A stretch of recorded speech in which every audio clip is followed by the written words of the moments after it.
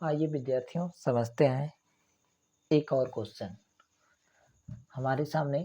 जैसे कि आप देख रहे हैं चित्र में क्वेश्चन दिया हुआ है, चित्र बना हुआ है, एक परिपथ है।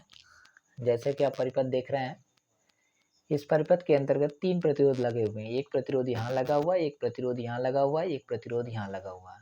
अब 3 प्रतिरोध लगा हुआ है और तीनों प्रतिरोध को जोड़ करके आंसर निकालना है, मतलब प्रतिरोध का मान निकालना है, तुल्य प्रतिरोध की गणना करना है।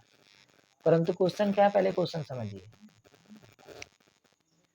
इस क्वेश्चन के अंतर्गत दिया है कि AB का कुल प्रतिरोध की गणना करना है, यानी AB का प्रतिरोध का गणना करना है का मतलब है कि A से चलने के लिए हमारे पास कितने रास्ते हैं। एक रास्ते ये है, एक रास्ता ये है। यहाँ से डायरेक्ट यहाँ पहुँच सकते हैं और ये यहाँ से होते हुए इस तरह से पहुँचेंगे तो यहाँ पहुँच सकते हैं। तो हमारे पास 2 रास्ते हैं, यानी प्रतिरोध की ये जब गणना करेंगे तो 2 रास्तों से करेंगे, एक रास्ता से इससे और एक रास्ता से इससे। अर्थात जब भी प्रतिरोध की गणना करना होगा तो दोनों रास्तों को फॉलो करना होगा। ऐसा नहीं है कि एक को छोड़ देंगे। तो जब दोनों को फॉलो करना होगा, दोनों को सिलेक्ट गणना करना होगा, तो पहला काम करते हैं कि जब इस रूट से होकर चलेंगे तो इस रूट के अंतर्गत जब चलते चलते जब भी पहुंचना है तो कितने प्रतिरोध मिलेंगे। तो एक प्रतिरोध तो यहाँ मिलेगा, एक प्रतिरोध यहाँ मिलेगा, लेकिन ये जो प्रतिरोध मिलेगा वो क्रम में मिलेगा। तो जब क्रम में मिलेगा तो इसको कहते हैं श्रेणी क्रम। अर्थात ये इस वाले रास्ते में श्रेणी क्रम में जब अप्लाई करेंगे तो पहले हम हल कर लेते हैं पहले वाले क्वेश्चन को। तो पहले वाले जब क्वेश्चन को हल करेंगे तो ध्यान से देखा जाए तो ये वाले रास्ते में ये इसका नाम मैं नामकरण कर दिया हूँ, R2 नाम दे दिया हूँ, इसका नाम R1 दे दिया हूँ, इसका नाम R3 दे दिया हूँ। तो रास्ते में पड़ रहा है R2 और रास्ते में पड़ रहा है R3। ये दोनों के दोनों श्रेणी क्रम बना रहे हैं। जब श्रेणी क्रम बना रहे हैं तो श्रेणी क्रम का फार्मूला यूज करेंगे। R डैश बराबर R2 प्लस R3, यानी दोनों को जोड़ लेंगे तो आ जाएगा 12 ओम। जब 12 ओम निकल करके आ गया, अर्थात ये रास्ता जोड़ करके 12 ओम बना लिया। तो ये रास्ता 12 ओम बना लिया। अब ये रास्ता जब 12 ओम बना लेगा तो 12 ओम बनाने के पश्चात अब ये रास्ता बाकी है। अब ये रास्ता और ये रास्ता दोनों मिलकर के कितने बनाएंगे। तो जब दोनों मिलेंगे तो क्रिएट हो जाएगा समांतर क्रम, यानी ये वाला रास्ता और ये एक रास्ता और, तो दोनों रास्ते का प्रतिरोध जोड़कर बनाएगा समांतर क्रम। तो जब समांतर क्रम बनाएगा तो समांतर क्रम का फार्मूला यूज करेंगे, यानी 1/r बराबर 1/r डैश यानी ये वाली वैल्यू और 1/r1 यानी ये वाली वैल्यू। दोनों को हल करेंगे तो यहाँ पे मैंने मान रख दिया है 1/r डैश की वैल्यू 12 है, 1/r1 की वैल्यू 3। हल करने के पश्चात निकल कर आया 5/12, यानी 5/12 जो है 1/r की वैल्यू है।